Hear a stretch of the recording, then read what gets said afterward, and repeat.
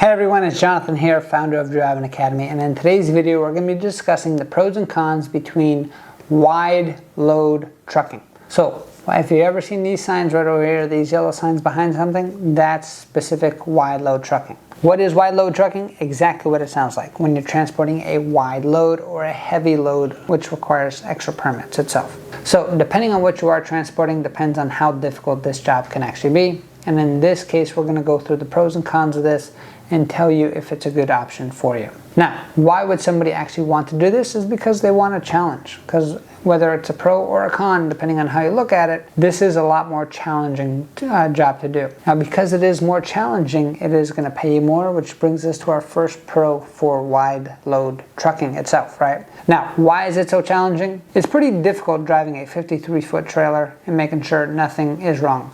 Now imagine driving something that's widely shaped and kind of all over the place, and you really have to watch every little thing. I was talking to an individual, we actually did a podcast together, where he actually did this crazy big load, it was super tall, where he actually had to manage them cutting down actual power lines on streets so they can actually move this load where it had to go. Now, there's a whole lot of stress level when it comes to that, which is going to be a big con for a lot of people. If you're not somebody who can handle stress, maybe this is not the type of load that you want to be transporting. I'm not sure if you've ever seen this picture here, but this is an example of how the windmill blades actually get to the top of those mountains. They have to get put on a truck itself, and going through those curves is not an easy thing to do, right? So if you can handle stress under pressure, this might be a good option for you because you're going to get paid handsomely for it. Now, another pro for this is actually going to be job security. If you're good at being a wide load trucker and you have the skill set needed for that,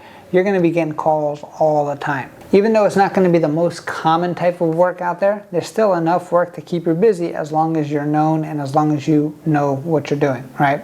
Now, just to kind of give you an example, a normal tractor trailer setup for a normal kind of load, you can probably get started around $30,000, maybe like to $100,000 if you're talking like brand new. Now, the type of trucks that we're talking about when it comes to wide loads are going to be specifically designed for that. You're talking about a used truck is going to be $500,000.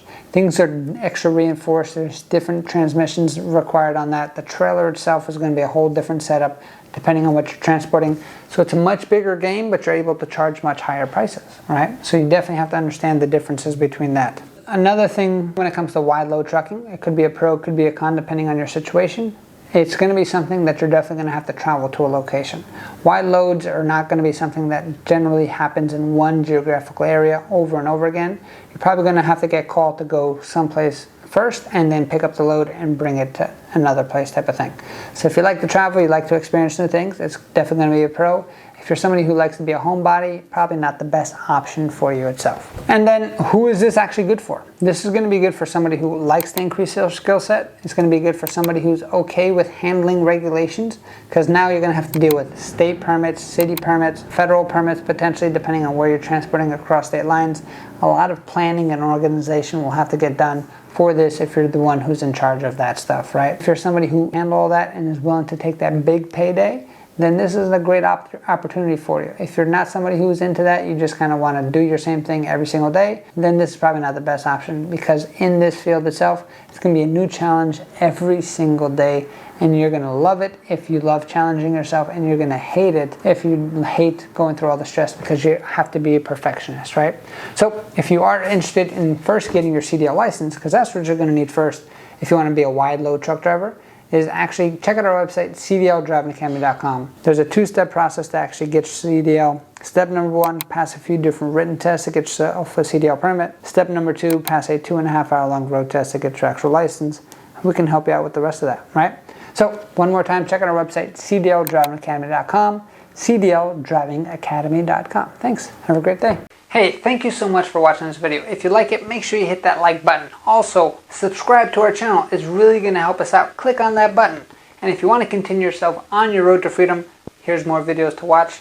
There's endless amounts. Hopefully we get to see each other one day very soon. Thanks.